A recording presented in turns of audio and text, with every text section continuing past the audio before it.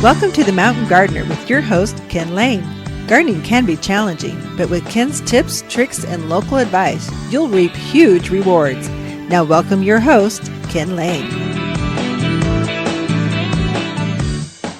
And welcome to this week's edition of The Mountain Gardener, your host, Ken Lane, here every week talking about the landscapes of northern Arizona.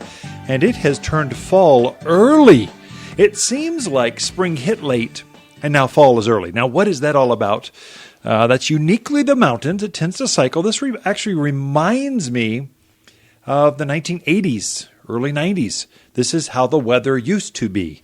And now it's here again. So usually for the mountains of Arizona, this is really that central highlands area. That'd be Payson, over the Verde, Sedona, Prescott Valley. Usually October or Halloween is our first frost date. Well, I haven't had a frost yet, but it's been definitely close. So we're on track to maybe being early this year. We'll see. Now, it could warm right back up, and you just never know. But watch that. Now, some of your plants, they don't like to be below 60 degrees or 50 degrees. Tomatoes. My vinca, summer blooming vinca, is curled up, and it's just going, I'm so cold. What's going on out here? And they'll wait for the first frost and just collapse. They'll just turn into brown, black mush like overnight. But right now, they just look cold. These kind of plants, don't wait for them to die. Just replace them. Put some pansies in, some violas. Kale, snapdragons are beautiful right now. They're gorgeous. You can have color that takes you right through the end of the year, through the holidays. But some of these things like geraniums and petunias and zinnias and vinca, they're gone. They're goners. Just it's a matter of hours at this point. Every night's like a possibility. So we've been replacing our gardens, a lot of our container gardens especially, replacing those out. A lot of the tomatoes have come out. They just aren't producing anyway. They're done. There are a couple small tomatoes left. There's no way they have enough time. So, you're out of here. Boom.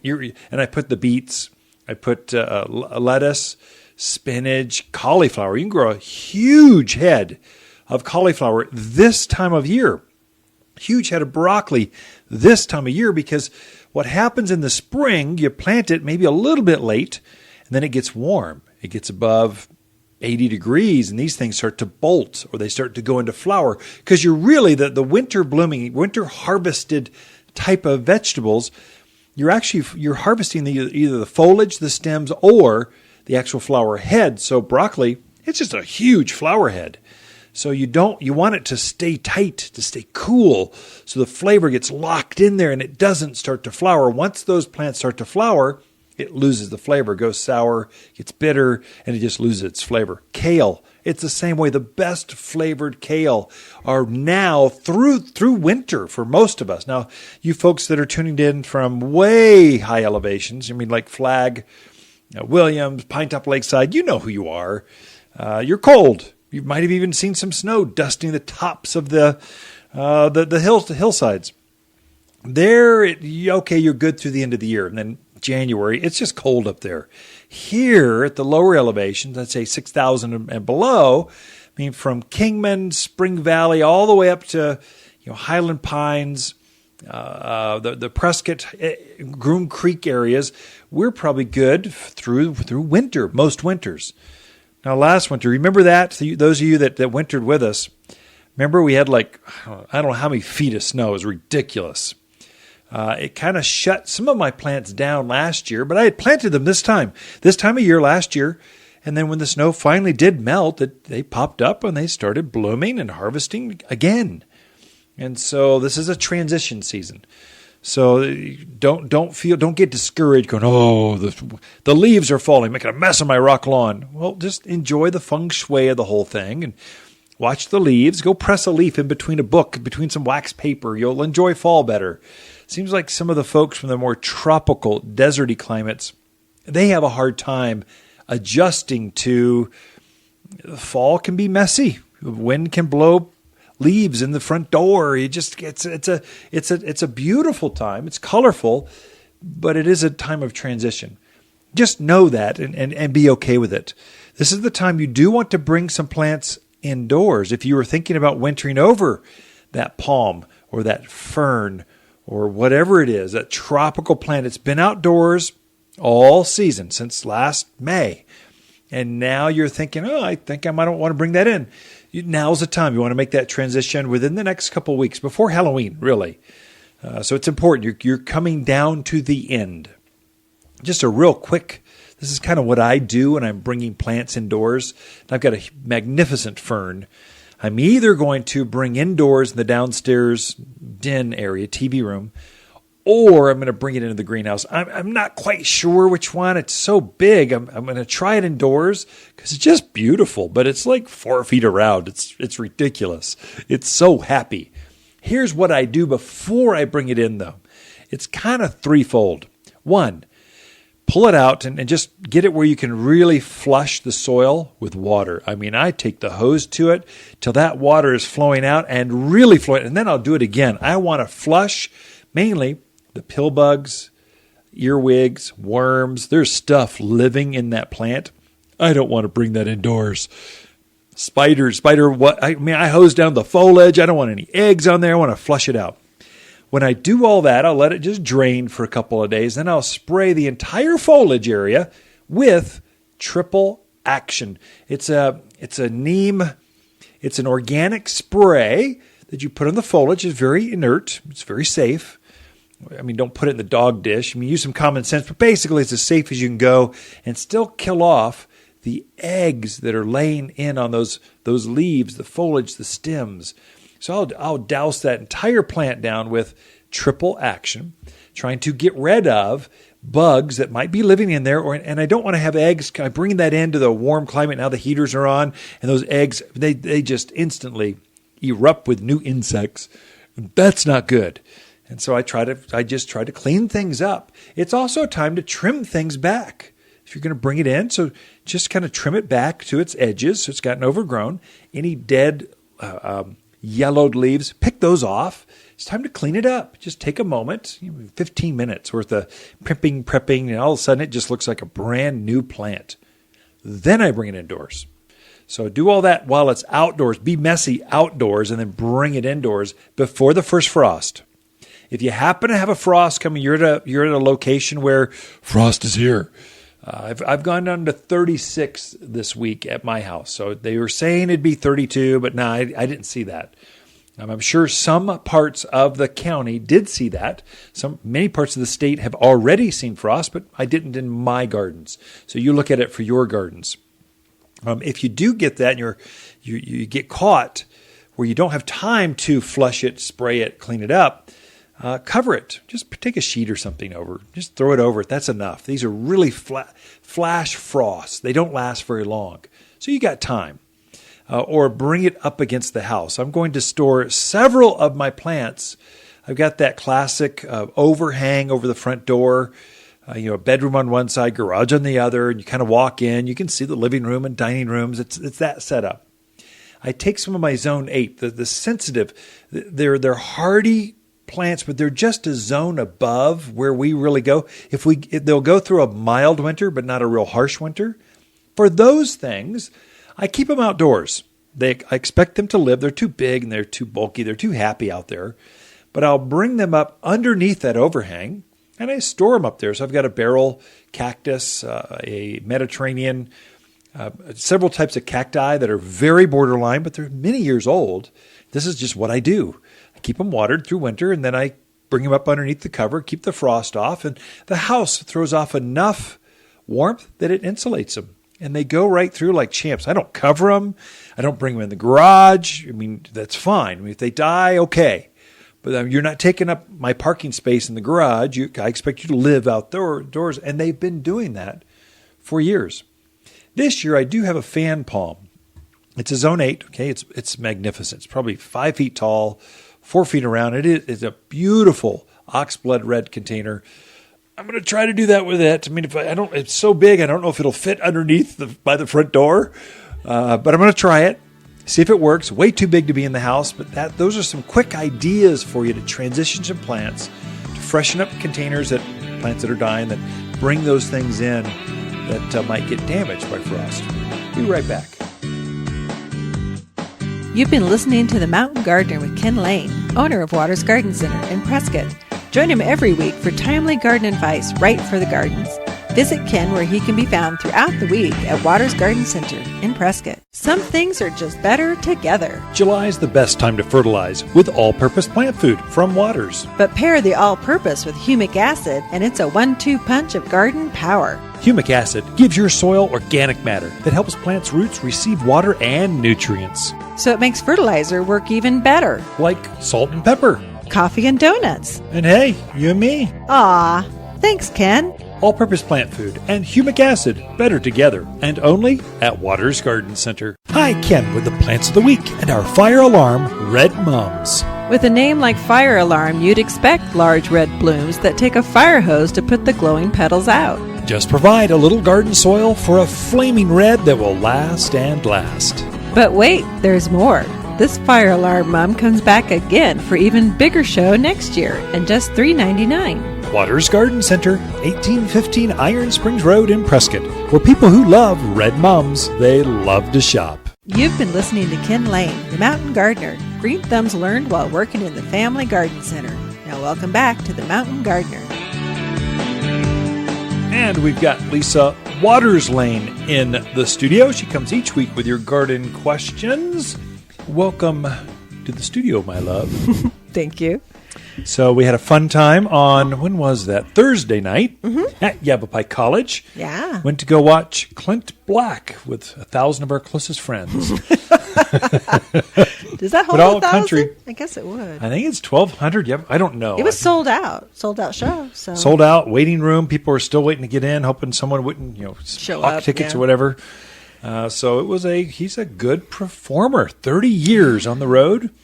And his lighting, backdrop, interaction with the show was amazing. I've been to a lot of shows. There weren't fireworks. That'd make it better. He's been doing it 30 years. Well, yeah, you think true. He'd know how to do it by now. Anyway. But it was good. I've kind of gotten into country music. You're not a huge fan. I like pop, country. Yeah. I could tolerate that. I'm a jazz guy. I've got class. I can insult my wife and half the listening audience, all with one comment.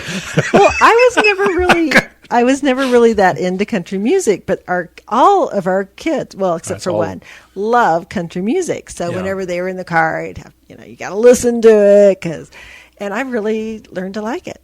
I enjoy it. That's usually what I listen to now. So I did go, Nashville a few weeks ago. I did go to a few shows, and that is hardcore country influence with the pop flair with gospel blues behind it. I mean, it's just this fusion of different kinds of music, and it's all good because it's all live, and it's young artists, older artists. The older artists help the younger artists. They're all trying to get through this thing called music careers together. It's just fun to hear the history and stuff. So I'm getting more. Ken Burns does a documentary on country, Nashville, how it got started.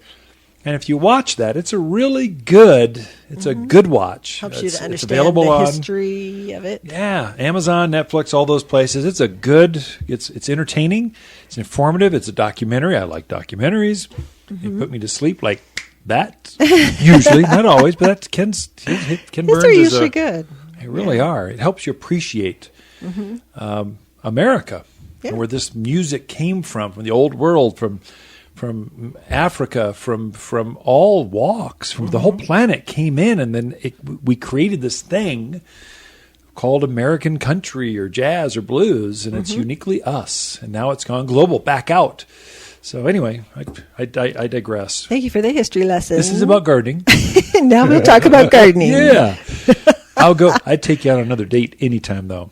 Well, we're going to go see Cher. Well, talk about opposite ends of the spectrum. I know. Well, we enjoy live music, that'll shows, be fun. Whatever. That one's in Phoenix, though, right? Right, yeah. Okay, garden questions. Enough about us. So Carmen would like to know, she's getting ready to bring in some cold-sensitive plants like coleus and some begonias that she's had outside. Wants to bring them in. She wants to know what should she use to get rid of those insects that like to hang out before she brings them in? Well, I kind of covered that just a segment ago, but one thing I missed. Right now, we're starting to see gnats show up. So that if you bring a plant, there's a little worm living in the soil. You try to flush it out the best you can. It's a maggot in the soil. You bring it indoors, and they start to they become adults. They instantly start laying more eggs. They spread to other plants. So before you bring it in, probably, especially if you know you have bugs, there's a granular you can put on this thing. It's called systemic granules. It's not a very original name, but it's just granules systemics. Sprinkle it on there, water it in. It's got kind of an odor to it. You want to do this outdoors. That systemic will go through the soil and kill off earwigs. It'll kill pill bugs, worms, things that come up. And it's really good at fungus gnats. Then I would spray the whole thing because spiders like hanging out. They lay their eggs on the foliage. So spray the top with triple action. So if you get the foliage and you treat the soil, you're not going to have problems, especially if you know you see things crawling around in your plant. This is really important, or you won't want to go to bed at night because eerie things crawl around and want to lay eggs in your pillow, or they come out and get in your ears. Well, isn't that how earwigs got their name? It is, yeah. Earwigs. So it could happen when they had wigs. They'd be up in the closet. You put the wig on, white wig, think colonial, and then they would be spooked, these earwigs, and they'd come out of the wig and into your ears, and thus the name earwig. I don't know their actual Latin name, but I don't want to wear a wig after all that. I'll just go bald and be happy with it. Well, that's not a bad idea, but yeah, interesting. So you're saying you like bald men? Well, you don't have a choice, I still got some, it's still going, but you do, as long as you don't look from the top. I know. Thank goodness I'm tall. Pays to be well over 6 foot. Anywho, we digress. Yeah, we sure do. Yeah, and I feel worse about myself now. Well, you're a good-looking man, even. Thank you, dear. With less hair. Okay, Lori would like to know: do you think she should just pull her summer veggies, even though they still have some green tomatoes, some immature zucchinis? Yeah. Is there really time left, or should she just pull them? If they're almost to size, leave them. So they can ripen up. If they're really tiny, if the vines, other than cherry tomatoes, those can ripen up. They ripen so fast. But what you can do for your bigger, let's say, brandy wines, big boys, better boys, beefsteaks, the really big ones, if they've got some girth to them, you're going, whoa, this is pretty close. I think we're close to being ripe. Pull them, wrap them in newspaper, ripen them up indoors, or pull the whole vine up. Keep the tomatoes on and hang it upside down over that garage rail that's the automatic garage door opener in a shed, someplace where you can keep them from freezing, and they'll ripen up on the vine. So they're worth keeping or saving because the flavor will still be there. If it's a vine that's just stopped flowering, it's stopped really growing, rip it out of the ground. It's taking up space and irritating you. Get rid of that thing. Put it in the compost pile. It doesn't deserve to be there mocking you. So just get it up out of there. So you'll know. Yeah. Zucchinis, they can go a little bit longer, but even a small zucchini is tender. They're almost better. So those, if you think it's going to frost, you can pick them and just use them. That's like that. But there's still a few days left. Squash grows so fast that probably you could let it grow, add another ounce or two, and it'll ripen up even more. So be a little more patient. Don't rip them out yet. Okay. Watch the. It's frost is right there. We're on that edge. Everyone's getting nervous. If you're really nervous, throw a sheet over it. It'll be fine. It won't freeze. It'll be fine. True. Okay. Another quick question. So Nick was in the store the other day, and we were unloading a large truck of evergreens. And on that truck, there were hoop-sized spruce and fat Alberts. And he would like to know what's the difference between those two. Okay, yeah. That's actually pretty common. So you've got Colorado spruce. That's the most common. That's the famous one. It gets very tall. But it's generally on the greener side of things, and it grows to the moon. It's 50, 60 feet. It's a big boy. They make a clone of that's very blue, a very selective, grafted a special select variety onto a Colorado spruce root, and now you've got Fat Albert spruce. It looks like a spruce, but it only gets up to teens, 15, 16, 17, 18 feet tall instead of 80 feet tall. But it still has that perfect layering. So for smaller yards, that's the way to go. And it has extremely blue color, so like silver, like crazy blue. And nice and tight, full, just perfect shape. The hoop's eye, going back to this very specific question, hoop's eye and backer eye, those are two varieties, again, of Colorado spruce on a special graft. We've actually created this new type of plant that are crazy blue, so silvery. When you put Christmas lights on those, and it just glows. I mean, just that kind of color. And they're more layered. The backer eye has a chubby type of needle, so it's got just a different texture to it. The backer eye, okay. Hoop's eye. Sorry, get them all. There's so many varieties of spruce. That one actually it's like a Fat Albert spruce, same color, but it gets taller. So it's like a Colorado spruce, only really silver. So it's like a select silver. And then Colorado spruce, you'll see Colorado blue spruce, Colorado green spruce, and Colorado everything in between. They're just big trees that has some size, but that's a real quick rundown. I won't even touch pine trees. Oh, yeah. But that's even more. So that's one walk through, and they'll kind of call to you and go, plant me, plant me, plant me. Kind of like little puppy dogs.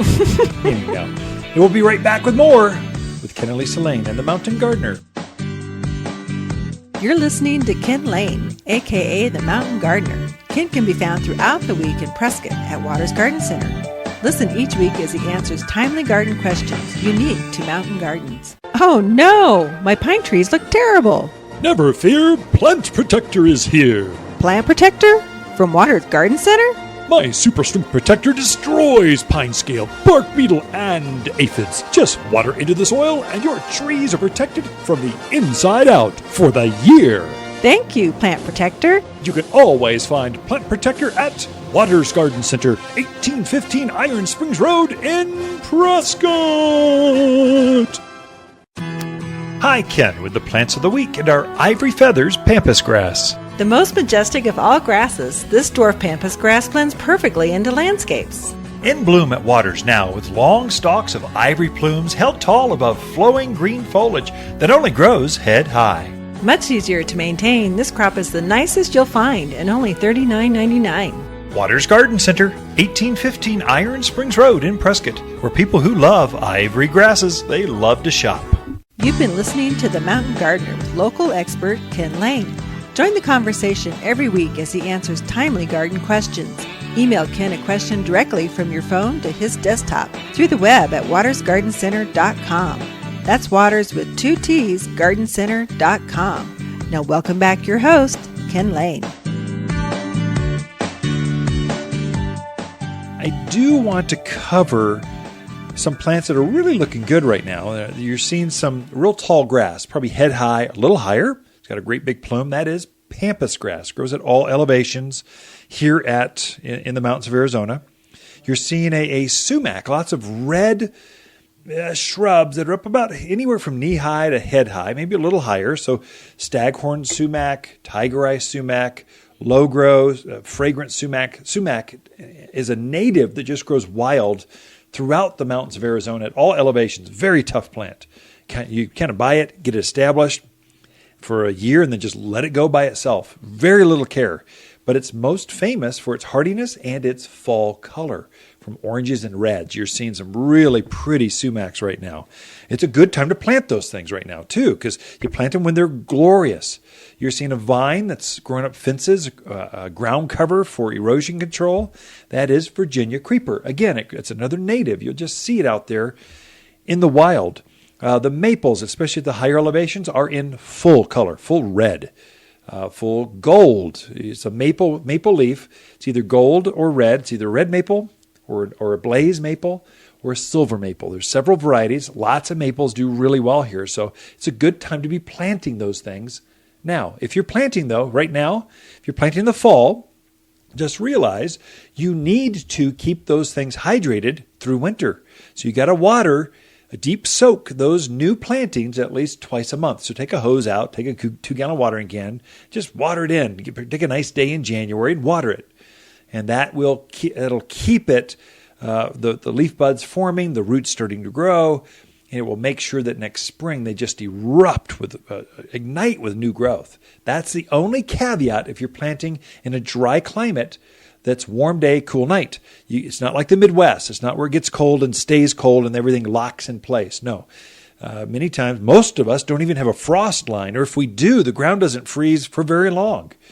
And so you need those plants keep growing, keep using moisture through winter. So that's the one thing. Water it 2 times a month. Just pick a nice day and away you go. Deep soak it. Animals. You'll also find as this transition, as the fall color shows up, the deer, the rabbits start to eat more things that they normally haven't been eating. So they've had their favorite plants, the grasses out there, their favorite shrubs. And now all of a sudden those things have defoliated and they're going, well, no, I think I'm going to go for this now. They start changing their diet. They'll start rubbing the bark off of your apple trees, your aspens.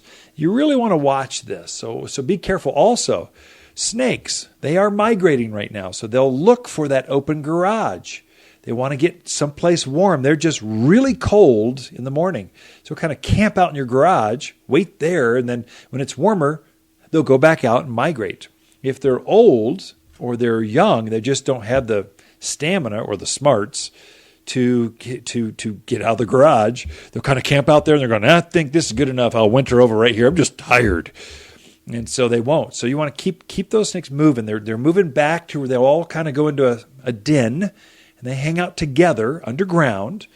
And so they're moving. So be gentle with them. They're usually good guys. They keep the rats down. They keep the mice and the voles down. They keep things in bay. Gophers at bay. So don't kill them.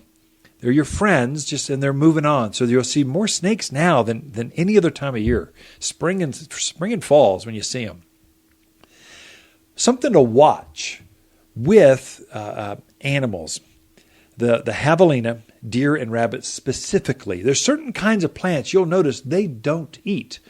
And later on the show, I'll give you a list. So you might want to get pen and paper ready. But here's the characteristics of a plant that these animals don't like.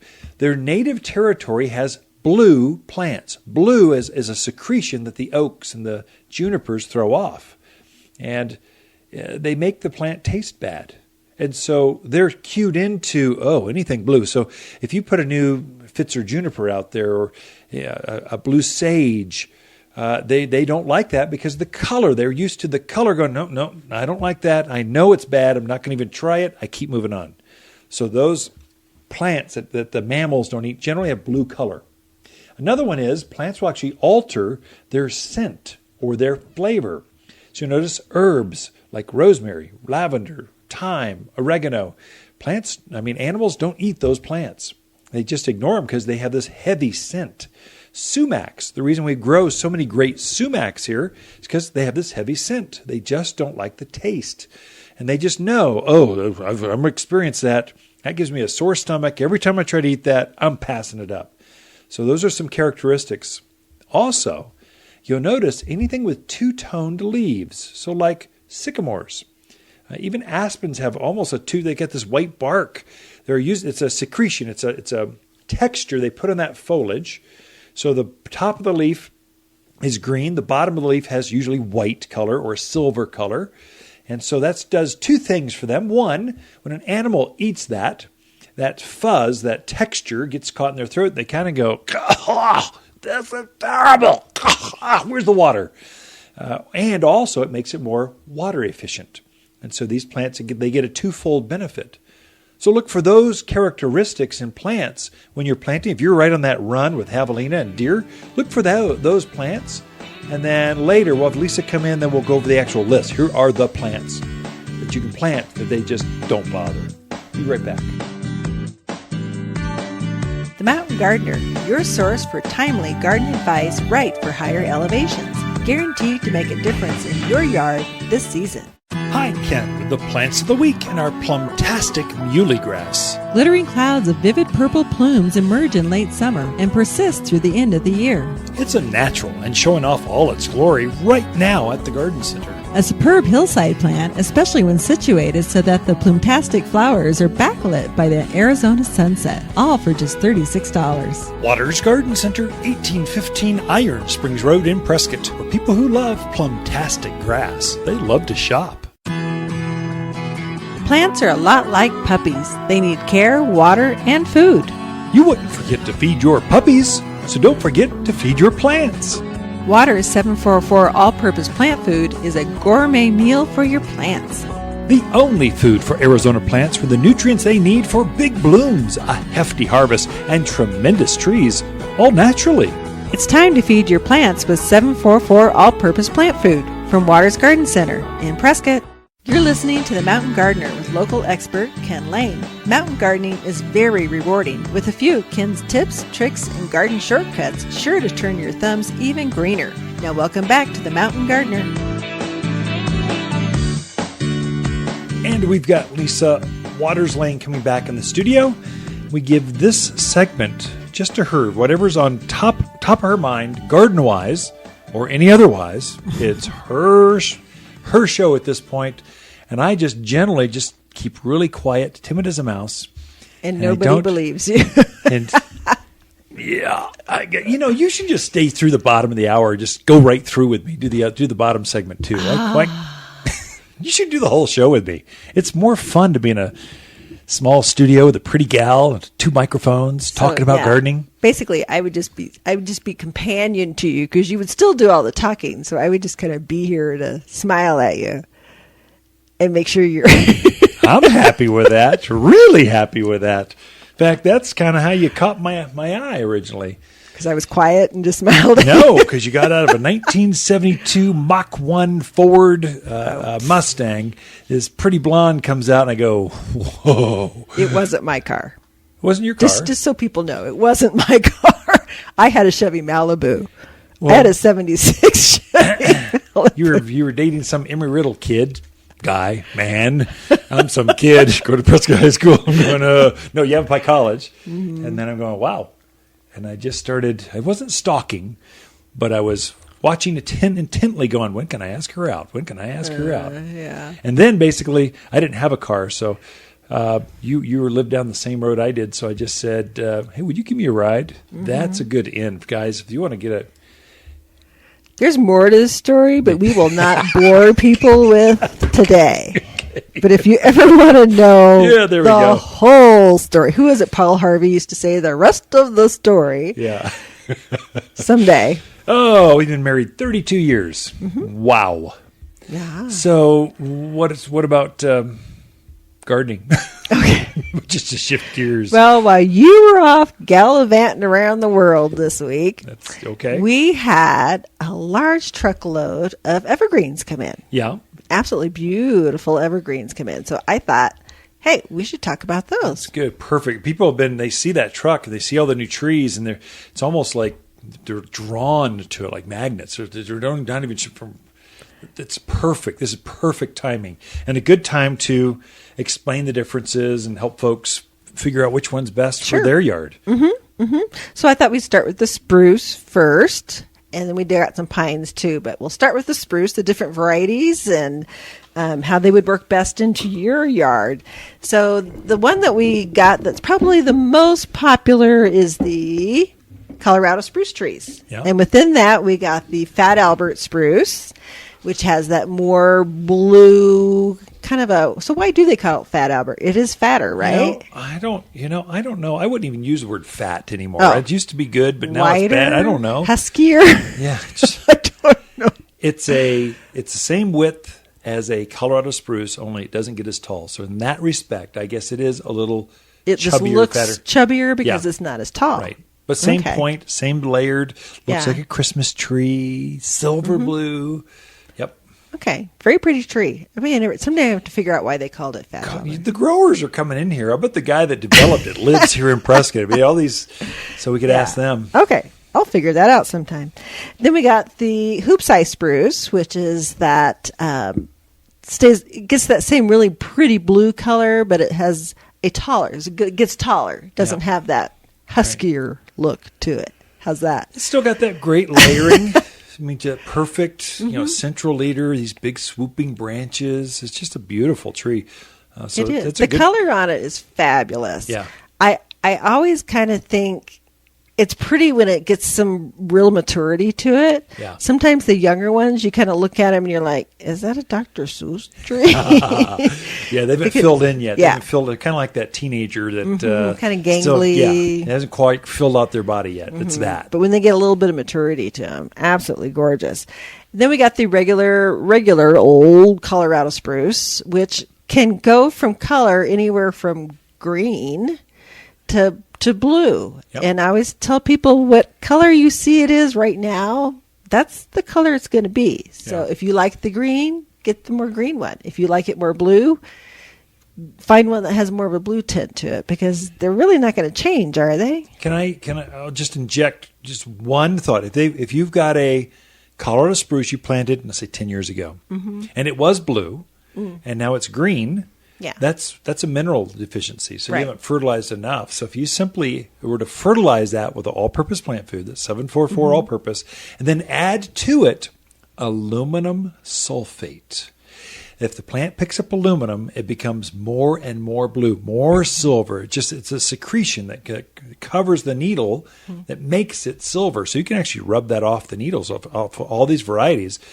But add aluminum sulfate, that specific mineral, and the plants will almost glow in the dark. It's amazing what the change will be. It won't change it this year, but it'll change the new growth for next spring. For next you're feeding now for next spring's Is that a growth. one time a year additive? Usually once in the fall. But that's for blue trees. Blue but spruce, there are regular green spruce that are not going to change. You can't blue. turn a green spruce silver. It's just genetically green. So aluminum will help it, but it ain't going to change the color. It's not going to go from green to silver. Not going to do that. This just helps the silver variety or the blue varieties become more intense. Sometimes they'll go off color. They'll turn green, yellow. Yeah. And so that means it's always a nutrient thing. You didn't fertilize enough, and it's run out of food, and it's just weak from the water diet you've been giving it through the drip system. Okay. Yep. So that's our spruce trees that we got in. Then we got in a variety of pines. And one of my favorites to look at in hug, it's a huggable pine. Hug. I want to be a pine tree right now. Is the Vanderwolf pine. Oh, yeah. It is such a pretty... soft. It's soft. You can just sit there and hug that tree, and it doesn't bite you back, whereas some of them will bite you back.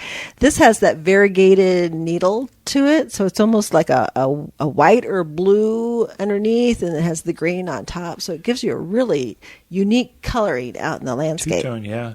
Very drought hardy. If you kill that one, it's going to be from you overwatered it. So be careful with that one. It adapts really well to our local landscapes as long as you don't care for it too much. But it's really the color. I defy even the most burly man to walk by that without touching it. Yeah. You just go, oh, I just want to feel that. It's just beautiful. It is. And now it's not, what would you say the growth rate on that is? Just painfully slow. Yeah. That's one, buy the bigger model, because it'll be forever to get from the small one to the big one. Maybe 8 inches a year you'd get out of it. Right. It's not a fast grower, and it's not a wide tree. No. It grows tall and not that wide. So it's good for small yards, street trees, driveways. Yeah. So that's what I just love the color on that. But my next favorite is the Oregon green pine, and I love that one because it is so green. Yeah. It's like this bright green screaming at you in front of the yard.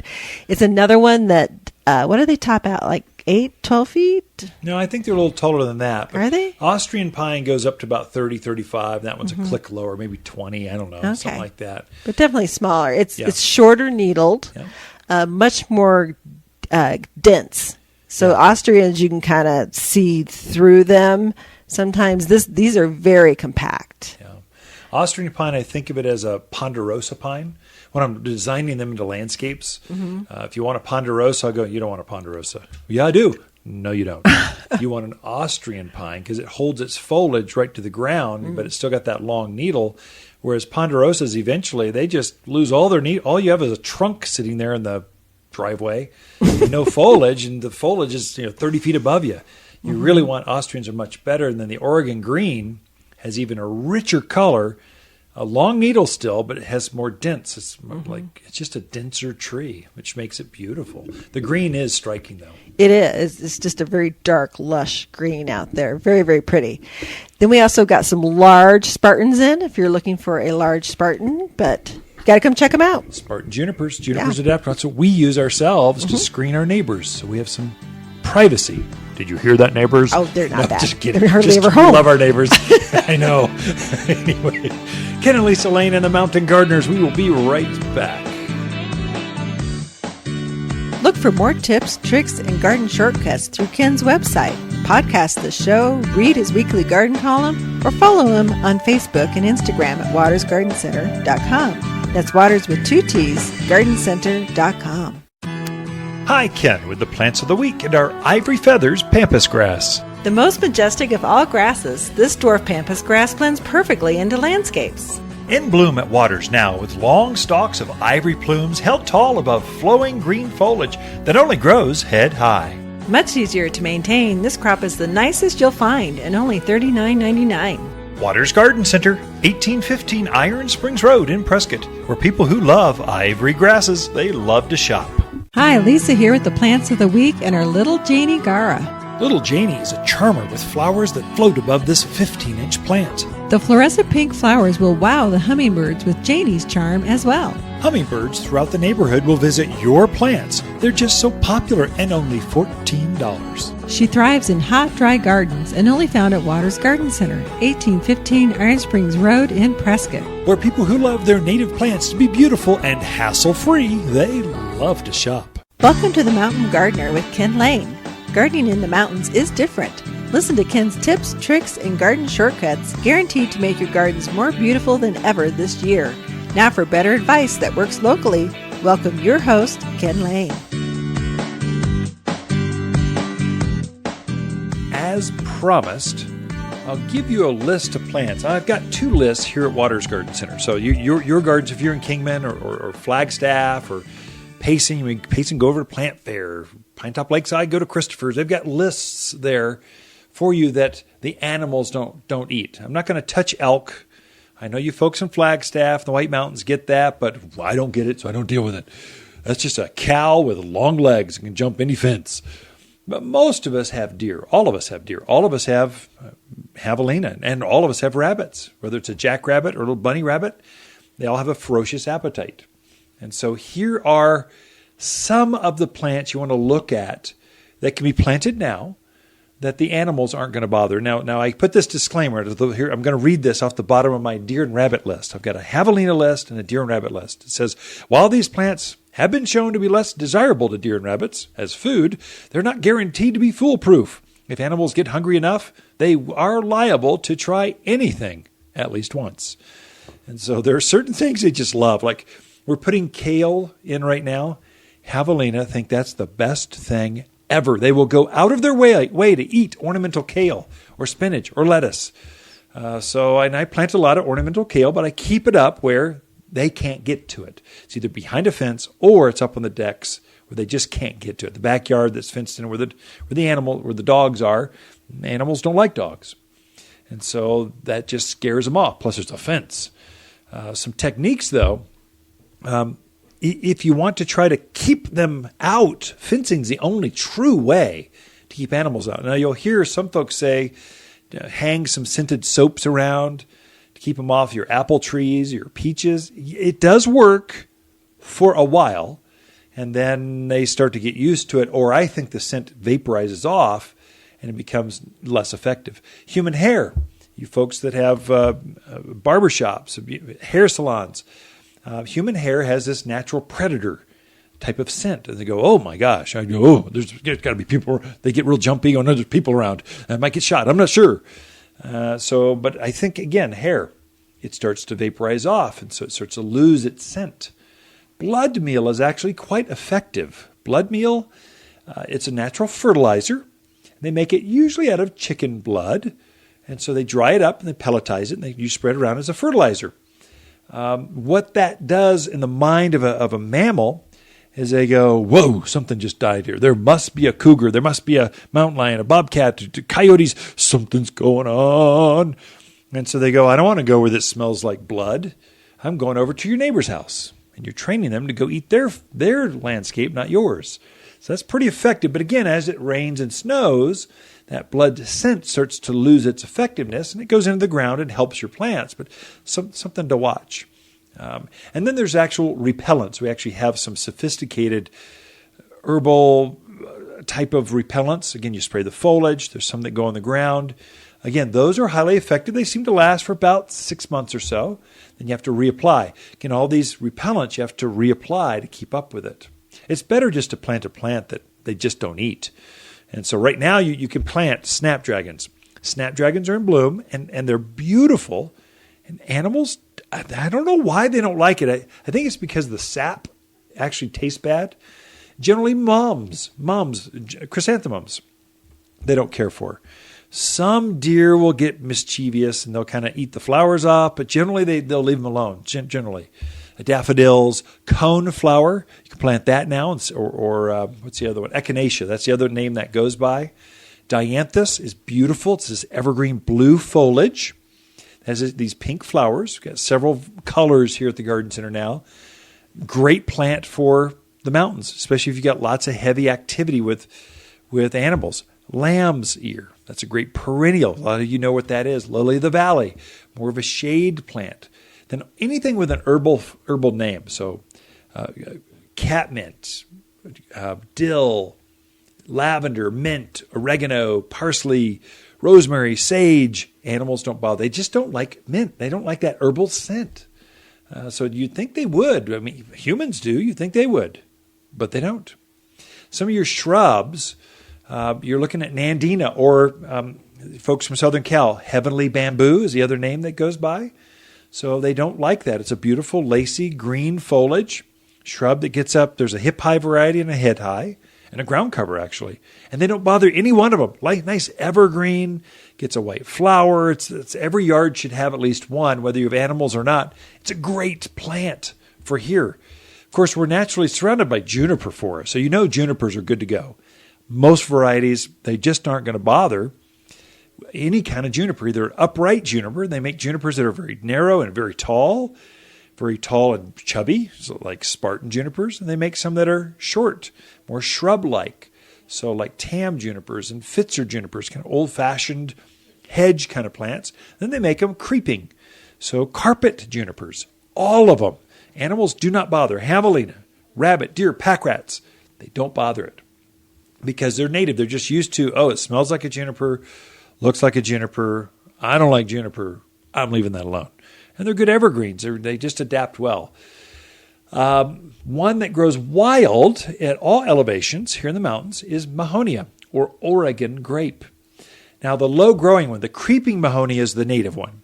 We've got that. It's an evergreen holly-looking leaf. That's the name Oregon grape holly. It's not truly a holly. It'll go in sun or shade. It's got this beautiful blue berry, yellow flowers in spring. It's got a lot going on for it, but mainly what it has going on for it, animals don't eat it, and it's super drought hardy. Like, you can abuse that, kind of get it established, and then just never care for it again. It's that kind of plant. It's that kind of native kind of plant. It does really well. Of course, those folks from the East Coast, boxwood is the number one seller by far in the country, not necessarily in the mountains, but it does adapt very well in the mountains. But boxwood, it comes in several different varieties. Nice evergreen. It's kind of bland. It's green. It's little leaves. It's just green. It's a whole lot of green, which, this time of year, green's kind of nice. And so it's a good choice for the mountains of Arizona. Yew. Now, I've got several yews in my yard, and generally it's a shade-loving plant. So if you got a north side underneath the canopy of a patio, a deck, it's a tremendous plant for your evergreen, but it's actually poisonous to most deer and rabbits. Javelina, they just seem to leave it alone. I don't know if it's poisonous to them, but they don't eat it. So it's this beautiful evergreen. It's actually a conifer. It has a real chubby needle to it. Red berries, great plant for the mountains of Arizona. And I could go on and on and on. They don't eat ginkgo trees, locust trees. They don't eat palm trees, spruce, pines. We're in pine forest. They don't bother pine trees. So all those have been, garden centers have loaded up the nurseries to get through winter, to get through the holidays with all kinds of living evergreen trees. They can be planted now and don't have to worry about animals eating those things. So come in and ask for the list. I've got two because they're a little bit different. Generally, it's the same list, but they do vary a little bit. But the Javelina, the choices for Javelina is actually a smaller list. Imagine that, wild pigs or pickerel, whatever you want to call it. It's got a pig nose. It looks like a pig. It acts like a pig. It roots everything up like a pig. It's a pig. It's rooting up your yards and eating stuff. Sometimes with that particular animal, you get a 100-pound boar in there, and he's just ripping up the soil. He's not after your plants. He actually lifts that and throws it off to the side. But what he's looking for are grubs and worms and insects living in the soil. They're looking for that. At least deer and rabbits don't do that. So they don't tear up the soil. They might pull on things. If it's a new kale, something they like to eat, they'll eat it and then pull on it. It's not quite rooted yet. And so they were just after the flower, but the whole plant came out. But they're not rooting up the gardens. The main thing is, if you've got heavy, say mule deer pressure, sometimes they'll start pulling the bark off of that plant.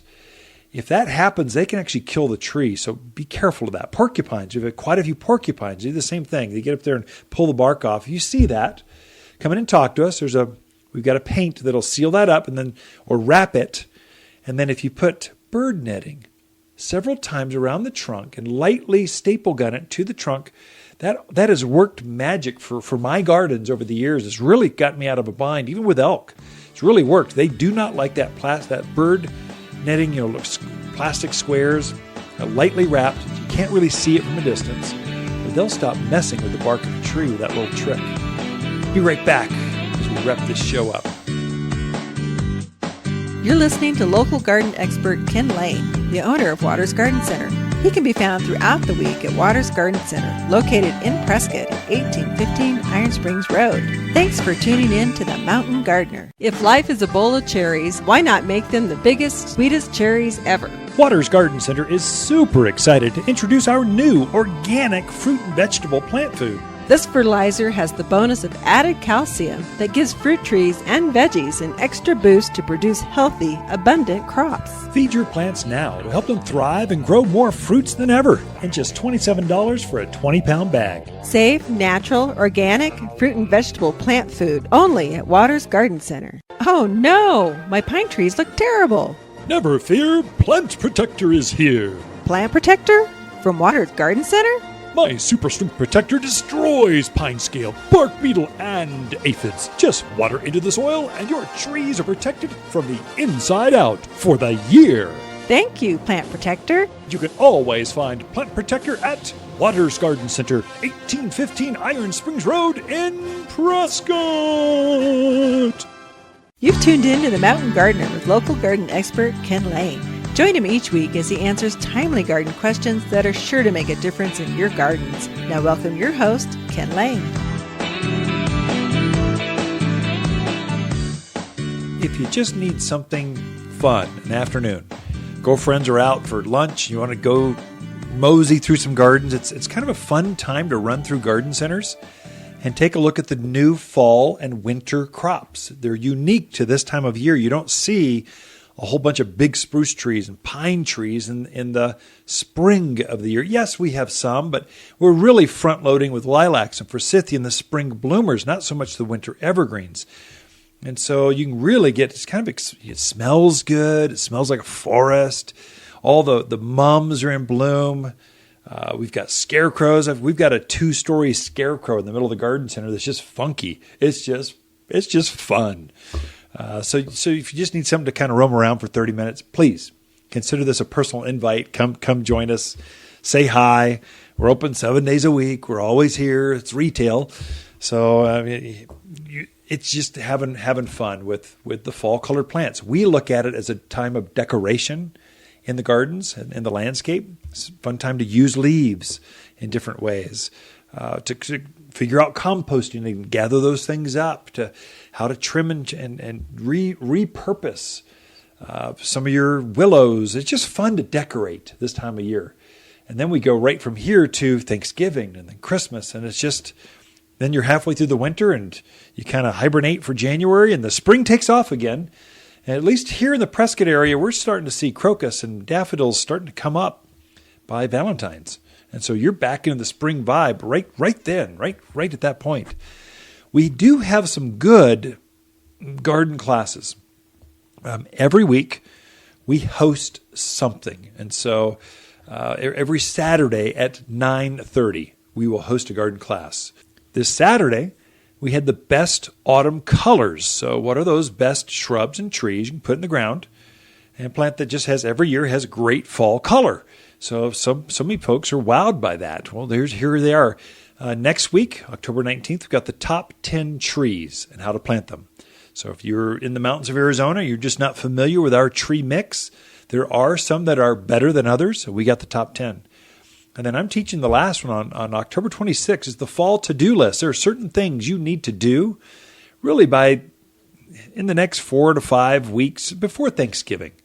It's fertilizing, trimming, and trying to watch for bugs. And what are those top things? What's a list to really make sure plants hibernate well and then come back next spring strong? We go over watering, over how to take care of the well house, make sure it doesn't freeze. Just one tip I can tell you right now from that class: buy your mulch, buy your manures, buy your bag goods now, and throw them on top of your drip irrigation box. That's one tip right now. I'll just kind of tease you. I'll share that more in depth October 26th, 9:30. That's a Saturday. That's one thing to do that will make sure you don't have any issues with your irrigation next spring. That's not going to break. You're not going to have it freeze no matter how cold it gets. It's one trick I've done over the years, and you don't hear this anyplace. It's unique to the mountains of Arizona. It really plays out. And so throughout the week, Lisa and I camp out here at Waters Garden Center. We do like helping friends. We're often here, take advantage of consulting. We have people that will come to on site and to talk to you. Walk the gardens with you if you're just not sure what it is or how to take care of it. We have plantings. If you have a big tree, you just don't know what to do, we'll come out. We'll plant it for you.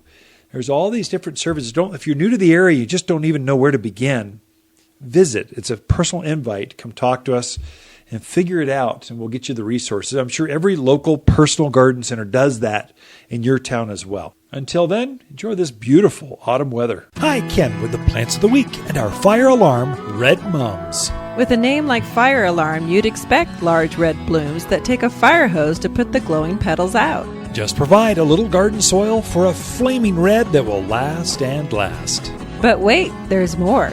This Fire Alarm Mum comes back again for even bigger show next year and just $3.99. Waters Garden Center, 1815 Iron Springs Road in Prescott, where people who love red mums, they love to shop. Hi, Lisa with the finds of the week and our Forester Feathergrass. Dramatic bronze flower spikes start blooming in early summer and don't stop until well into next year. The flowers are so light and airy, it's often referred to as feathergrass. Growing to just hip-high, this dainty grass shows off enough to make a designer statement without being invasive, all for under $30. Waters Garden Center, 1815 Iron Springs Road in Prescott, where people who love really pretty grass, they love to shop.